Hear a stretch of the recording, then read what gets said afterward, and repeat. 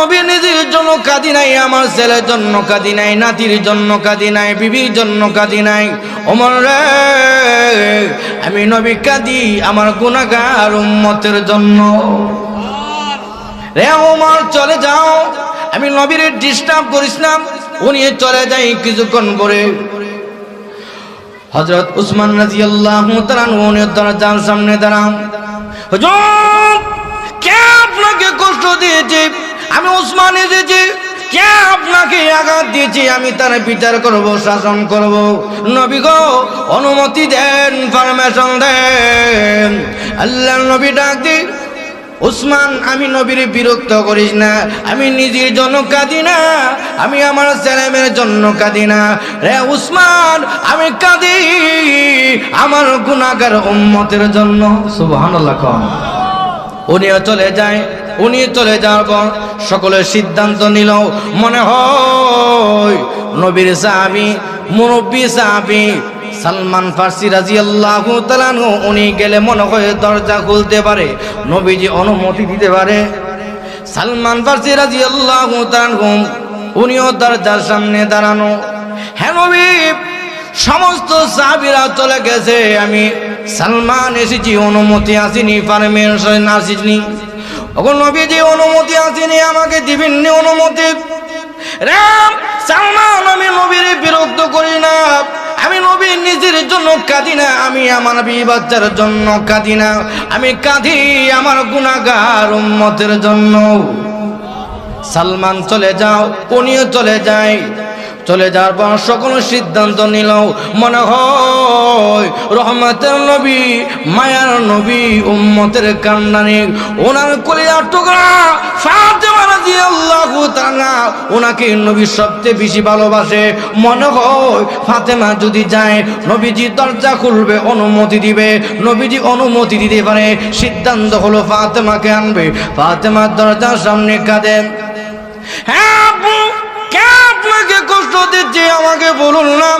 আব্বু, যে সাহাবীরা চলে গেছে, আমি ফাতেমা নাকি আপনার কলিজার টুকরা? হ্যাঁ ফাতেমা রে, তুই আমার কলিজার টুকরা। ও ফাতেমা, আমি কোথাও সফর থেকে আসলে সর্বপ্রথম তুমি ফাতেমার খবর নেই। সুবহানাল্লাহ বলতেন না? মোহাব্বত ফাতেমারে নবীজি কম করছে না বেশি করছে? আল্লাহ নবী ডাক দে, ফাতেমা রে, সত্য বলেছ, আমার কলিজার টুকরা, তাহলে অনুমতি দেন, দরজা খুলুন। আম্মা জান আয়েশাকে নবীজি বলল, আয়েশা রে, অনুমতি দে, পারমিশন দে, দরজাটা খুলে দে। রে আয়েশা, দরজা খুলে দে, আমার কলিজার টুকরা এসেছে। আম্মা জান আয়েশা দরজা খুলে দে।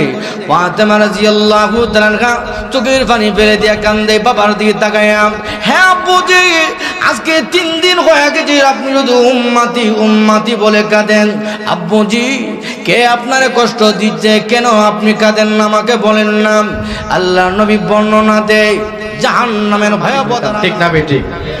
এরকম সকলের মনের মধ্যে আশা আসেনি? আছে। আপনাদের যেমন আছে, আমারও এমন মনে আশা আছে যে আমিও 1 লক্ষ টাকার মালিক হয়েছি, আর উনি 2 লক্ষ টাকার মালিক হতে পারি। আমি এই বছর চেয়ারম্যান হয়েছি, সামনের বছর নিয়ে আমি এমপি হইতে পারি। এই বছর এমপি হয়েছি, সামনের বছর নিয়ে মন্ত্রী হইতে পারি। এক কথায় মানুষের আশার শেষ নাই। ঠিক না ভাই? ঠিক। অতএব এই জন্য আল্লাহ পাক বলতেছে, তোমরা তো জানো না আমি আল্লাহ এইভাবে তাদেরকে দুনিয়ার মধ্যে পাঠাবো। তো এই জন্য জান্নাতের আলোচনা আল্লাহ পাক কোরআনের মধ্যে ধারাবাহিক আলোচনা করেন নাই। যদি করতো তাহলে আমরা জমি জামা বাড়ি ঘর ছেলে মেয়ের কথা ভুইলা জান্নাতের জন্য পাগল হয়ে যেতাম, সারাদিনই মসজিদে পড়ে থাকতাম, আর ক্ষেত কামার কথা চিন্তা করতাম না, বিবি বাচ্চার চিন্তা করতাম না, খাওয়া দাওয়ার চিন্তা করতাম না, এমপি মন্ত্রী চিন্তা করতাম না, ক্ষমতার চিন্তা করতাম না। ঠিক না ভাই? ঠিক। কিন্তু আল্লাহ পাক এটা লুকায় রেখেছে। এই জন্য দেখেন নামাজের সংখ্যা কম। কেন কম? জান্নাত দেখছি না। যদি সাজদাপুরে আজকে একজন লোক মারা যায় আর সাথে সাথে কবর মধ্যে আগুন লেগে যেত, তাহলে শাহজাদাপুরের নারী পুরুষ একজনও বাকি থাকতো না, বেনামাজি বাকি থাকতো না, সকলেই 5 ওয়াক্ত নামাজের জন্য পাগল পারা হয়ে থাকতো। ঠিক না ভাই? ঠিক।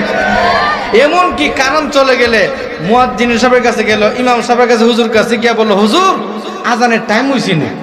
ঠিক না ভাই? ঠিক। আজানের টাইম হয়েছিনি, কেন হয়েছিনি? বারবার হুজুরে জিজ্ঞাসা করলাম, হুজুরে মসজিদে না হইলে বাড়িতে গেলাম, আজানের সময় হয়েছিনি, নামাজের সময় হয়েছিনি, নাই হইলে এই গুরুত্ব দিতাম। কেন দিতাম? যে জাহান্নামের আজাব সাথে সাথে দেখে ফেলছি, এই জন্য আল্লাহ এটা লুকায় রেখেছে। আমরা এই জাহান্নাম না দেখে আমরা বিশ্বাস করেছি, কবরের আযাব আমরা না দেখে বিশ্বাস করেছি। আমরা আল্লাহকে দেখি নাই, পরকাল দেখি নাই, জান্নাত জাহান্নাম দেখি নাই।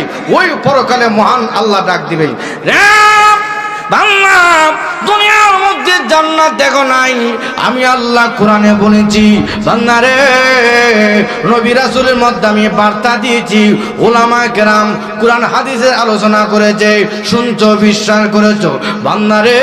এই জন্য দুনিয়ার সব কিছু বাদ দিয়া আমি আল্লাহর জন্য পাগল পারা হইয়া জান্নাতের তুমি কাজ করেছো। আজকে তাকায় দেখো, জান্নাতের মধ্যে মরণ নাই, যেই জান্নাতের মধ্যে টেনশন নাই, দুনিয়াতে টাকা পয়সা অভাব নাই। গিয়া দেখেন এমন প্যারালাইসিস রোগী, এমন টাকা পয়সা অভাব নাই, কোটি কোটি টাকার মালিক, কিন্তু দেখা যাচ্ছে ডায়াবেটিস হয়ে গেছে, এমন মহামারী রোগে আক্রান্ত, আরে খানা খেতে পারে না, এমন আসেনি। কিন্তু জান্নাতের মধ্যে ওই সমস্ত সমস্যা থাকবে না। টেনশন আছে, ডাক্তারের কাছে বলে চিকিৎসা করে, ডাক্তার সাহেব চেক আপ করে বলে টেনশন করবেন না, তারপরও টেনশন আসে কি আসে না? টেনশনে দেখুন দেখা যায় আত্মহত্যা করে, স্ট্রোক করে, মানে মানুষে এই টেনশনের রোগে, বিভিন্ন রোগে আক্রান্ত হয়। তাহলে পৃথিবীর মধ্যে প্রধানমন্ত্রী থেকে নিয়ে প্রজা পর্যন্ত কেউ গ্যারান্টি দিতে পারবে না যে আমি টেনশন মুক্ত, ঠিক না বেটি? সকলেই ভিতরে এই টেনশন আছে কি আছে না? আছে। কিন্তু ওই জান্নাতের মধ্যে গেলে সেখানের মধ্যে আর টেনশন বলতে কোনো কিছু থাকবে না। আল্লাহু আকবার। এখানে যে কলবটা, এখানে যে কলবটা, এখান থেকে সব কিছু নিয়ন্ত্রণ হয়। তো এটার আল্লাহ পাক কুদরতি ফানি দিয়ে আল্লাহ পাক দৌত করবে। এখান থেকে হিংসা, বিদ্বেষ, তাকাব্বুরি, টেনশন যা আছে সব কিছু আল্লাহ পাক কুদরতি ফানি দিয়ে দৌত করে একদম আয়নার মতন পরিষ্কার করবে। জোরে কোন সুবহানাল্লাহ।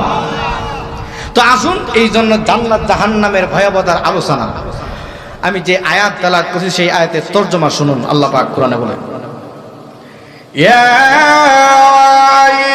আইয়ুহাল্লাযীনা আমানু কু আনফুসাকুম ওয়া আহলিকুম নারান ওয়াকুদুহান নাসু ওয়াল হিজারা আলাইহা মালাইকাতুন গিলাযুন শিদাদুল লা ইয়াসুনাল্লাহা মা আমারাহুম ওয়া ইয়াফআলুনা মা ইউমারুন।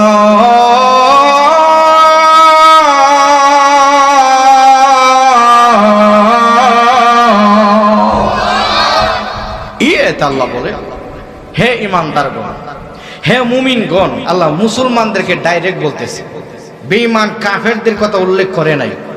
আল্লাহ ডাইরেক্ট বলছে, হে মুমিন নারী পুরুষ, নিজে জাহান্নামের আগুনতে বাঁচো, তোমার পরিবার পরিজনকে জাহান্নামের আগুনতে বাঁচাও। নিজেও আমল করতে হবে, অপরকে আমল কথা বলতে হবে, নিজেও গুনার কাছে বাঁচতে হবে, অপরকে বাঁচাতে হবে। এরকম দরকার আছে কি আছে না? এই নির্দেশ কার? আর যখন এই কথাটা কে বলছে? স্বয়ং আল্লাহ বলছে।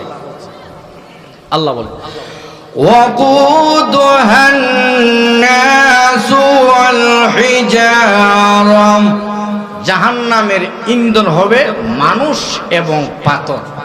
জাহান্নামের লাকড়ি হবে মানুষ এবং পাথর। মানুষ এবং পাথর কথা আল্লাহ কেন বলে? মানুষকে তো আল্লাহ পাক তাকে জ্ঞান বুঝ দান করছে, পাথরও তো জ্ঞান বুঝ নাই। এই কথাটা এক পাথরের পাহাড় শুনেছিল, ওয়াকুদুহান নাসু ওয়াল হিজারা, জাহান্নামের লাকড়ি হবে মানুষ এবং পাথর। ওই পাহাড়টা আল্লাহর কাছে কাঁদতে কাঁদতে একদম ঝর্ণা শুরু হয়ে গেছে। সুবহানাল্লাহ। প্রভু আপনি বলেছেন ওয়াকুদুহান নাসু ওয়াল হিজারা, জাহান্নামের ইন্ধন হবে মানুষ এবং পাথর। প্রভু গো, আমি পাথর পাহাড় জাহান্নামের আগুন সহ্য করতে পারবো না। কান্দে কান্দে মহান আল্লাহ ওই পাথরকে আসমান এবং জমিনের মধ্যে তখন থেকে আল্লাহ ঝুলন্ত রেখেছে। সুবহানাল্লাহ। বিধান না আল্লাহর নবী ঈসা আলাইহিস সালাতু সালাম সবর করার জন্য বের হচ্ছে। যেতে যেতে যেতে যেতে গিয়ে দেখে বহু দূরে একটা পাহাড়ের, এই পাথরের পাহাড় আসমান এবং জমিনের মধ্যে ঝুলন্ত।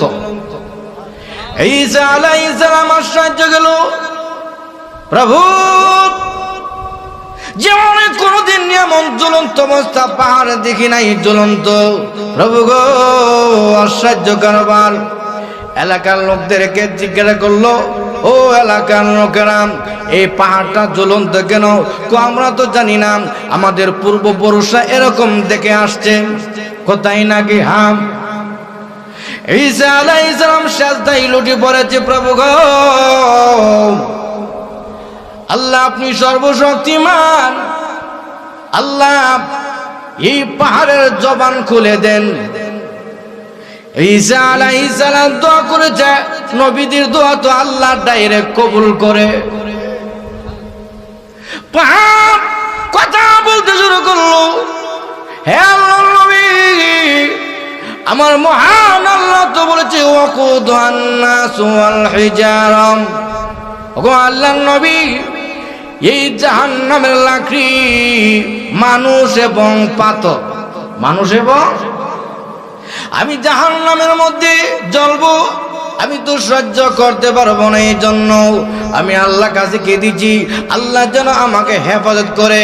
আমার মহান আল্লাহ আমার দোয়া কবুল করে আসমান এবং জমিনের মধ্যে আল্লাহ ঝুলন্ত করে রেখে দিয়েছে। এই জন্য নিরাপত্তা হিসাবে আল্লাহ আমাকে হেফাজত করেছেন। ঈসা আলাইহিস সালাম দোয়া করলো, প্রভু এই পাহাড়কে আল্লাহ আপনি মাফ করে দেন, জাহান্নামের আগুনে জ্বালায়েন না। ঈসা আলাইহিস সালাম দোয়া করেছে। এই দোয়া করার সাথে সাথে আমার মহান আল্লাহ ওই পাহাড়কে জমিনের মধ্যে আগের মতন স্থির করে রেখে দিয়েছে। আবার জমিনের মধ্যে অন্য পাহাড়ের মতনই স্থির হয়ে আছে। এই অবস্থা মহান আল্লাহ রাব্বুল আমিনের এই কথা শুনে একটা পাথরের পাহাড় পর্যন্ত কাঁদে। আর আমরা মানুষ যে আশরাফুল